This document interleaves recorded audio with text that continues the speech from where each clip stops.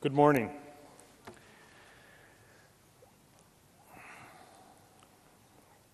You know, it's hard to talk about Brian O'Neill, and so I'm going to delay that for just a second.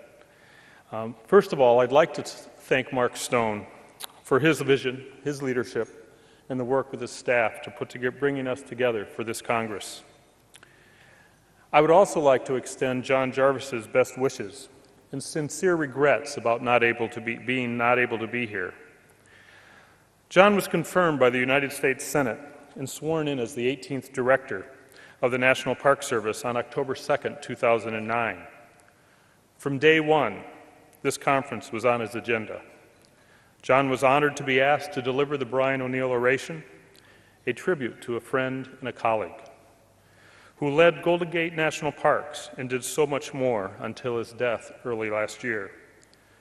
John was also keen on being here to signal the return of the U.S. National Park Service as an active participant in the international discussion on the importance of protected places.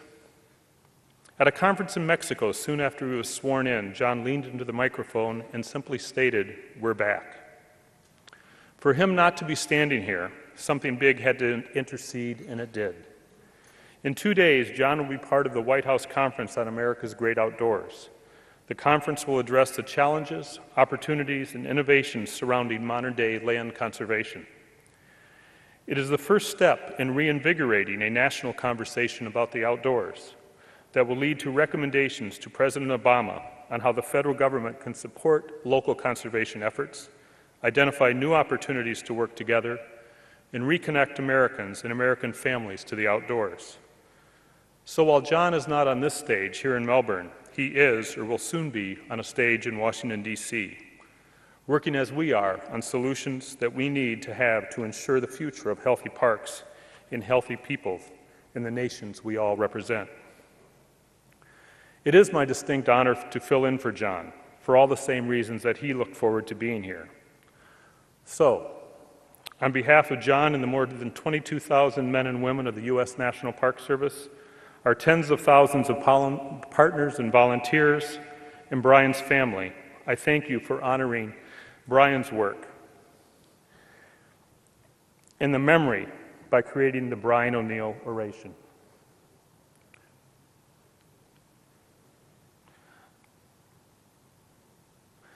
It's not quite catching up with me, or I'm doing something wrong. There we go. Brian's dreams were big, his standards were high, and he challenged all of us to dream just as big and aim just as high. Brian changed how we think about our work and its connectivity with communities.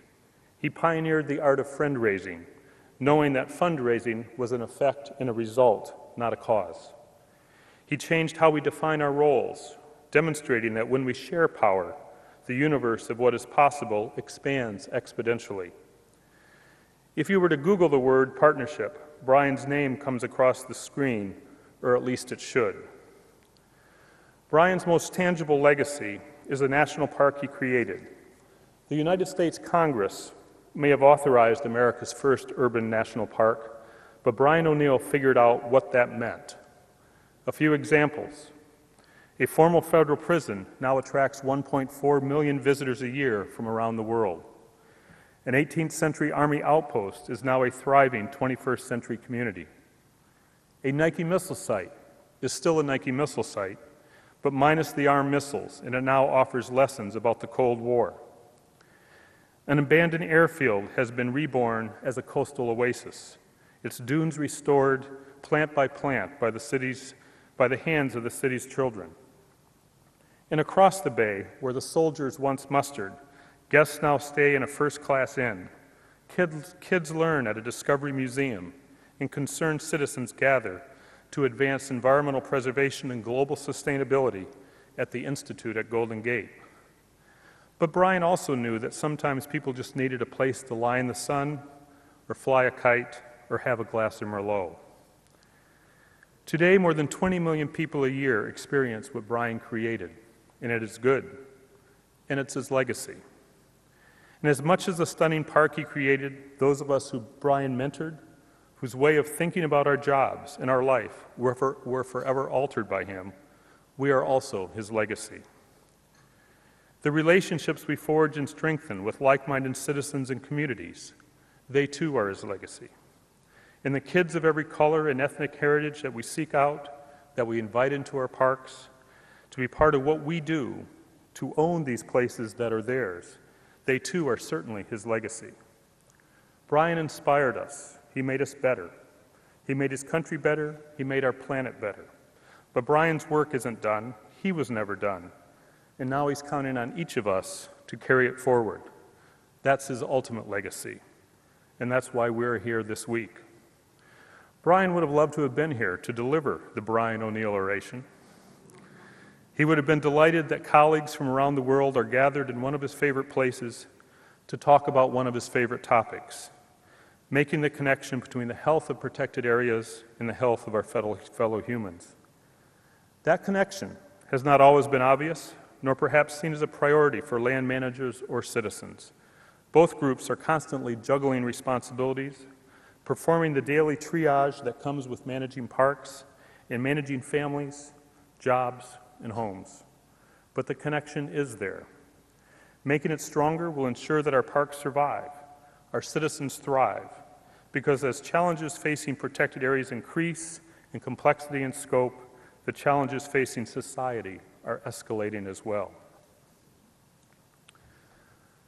One of the risks and one of the challenges of speaking a few days into a Congress is to present new information. A former well-known politician in America once said during a particularly long debate, "Everything has been said, but just not everyone has said it."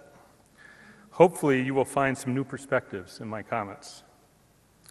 Let's look at two examples of where we are working to strengthen that connection between people and their parks to improve the health of both.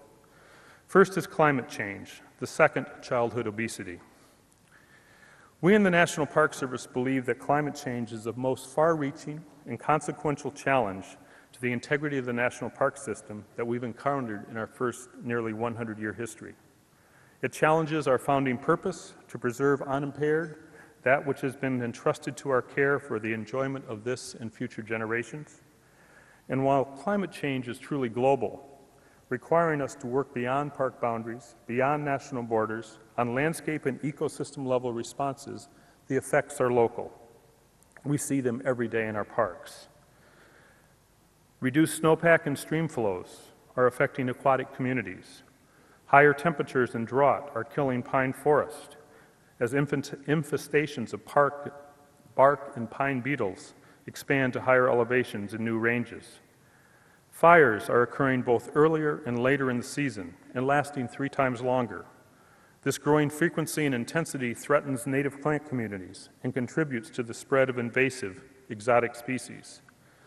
Rising sea levels have damaged archaeological sites, historic structures, and cultural landscapes, and threaten the tangible remains of 10,000-year-old sites of human occupation. And the long-range effects on our natural and cultural resources, our infrastructure, on the experience of our visitors, and on the communities that surround parks are just beginning to understand. We can't stop climate change, but we can slow it down, and we can minimize its impacts. Neither path is easy.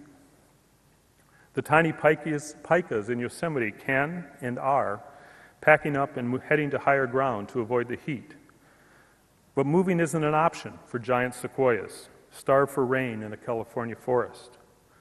Both paths, mitigation and adaptation, require us to confront philosophical and policy decisions, some of which may run counter to what we've been taught and believe.